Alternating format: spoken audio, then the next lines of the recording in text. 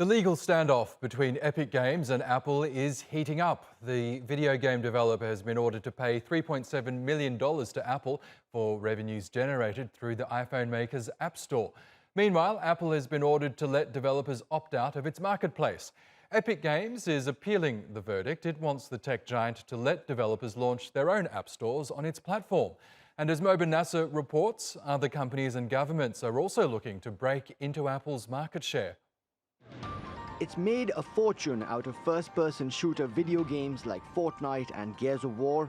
Now, software developer Epic Games is embroiled in a real-life fight against one of the world's biggest companies, Apple.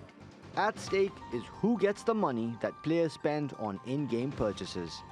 So Epic is saying here that Apple indiscriminately takes 30% from all in-app purchases that you make when you're in Fortnite or using any other app. And Epic wants to offer a competing app store. The company stopped sharing revenues with Apple last year, which in turn booted the software developer from its app store. Epic Games then went to court. In her ruling, Judge Yvonne Gonzalez-Rogers notes that Apple controls 55% of the mobile gaming transactions market, but she says that doesn't prove the Cupertino-based company operates as a monopoly. She's ordered Epic Games to pay Apple $3.7 million, which is roughly 30% of the revenue it's earned from the iPhone store. But it's not a complete victory for the tech giant either. It's been ordered to let developers direct consumers away from its app store. Analysts say that could make apps cheaper, but also more risky. On one hand, it's great for competition. It means that you'll be able to pay for apps with other mechanisms that perhaps you prefer. But it also means that the store is likely to become less secure and to have more spam. And the privacy and security issues are going to be big because all of a sudden, these app developers will be able to touch you. They'll be able to communicate with you directly.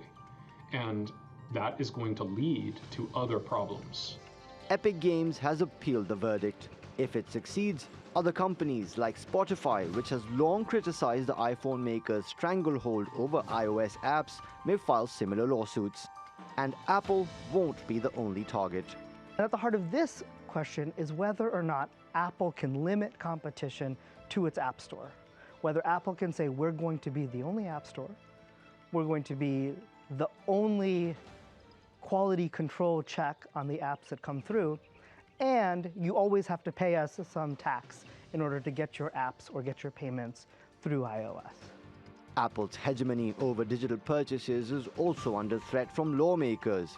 The European Union recently signaled its intent to force the company to open up its marketplace for competition.